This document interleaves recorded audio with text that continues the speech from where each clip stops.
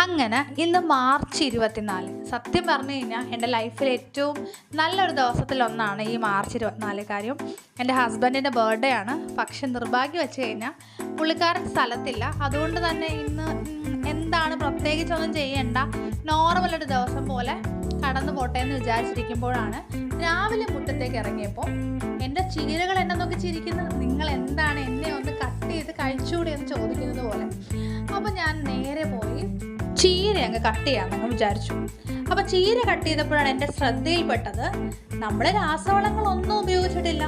ആകപ്പാട് ഞാൻ എൻ്റെ ചീരയ്ക്ക് കൊടുത്തത് കുറച്ച് ആട്ടും കാട്ടവും അതുപോലെ തന്നെ നല്ല രീതിയിൽ രാവിലെയും വൈകിട്ടും വെള്ളം ഒഴിച്ചു. സത്യം പറഞ്ഞാൽ ഈ ചീര പറിച്ചപ്പോൾ എനിക്ക് ഭയങ്കര സന്തോഷം തോന്നി കേട്ടോ.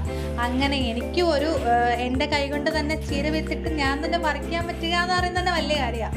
അപ്പം എല്ലാവർക്കും നല്ലൊരു ദിവസം ആശംസിക്കും.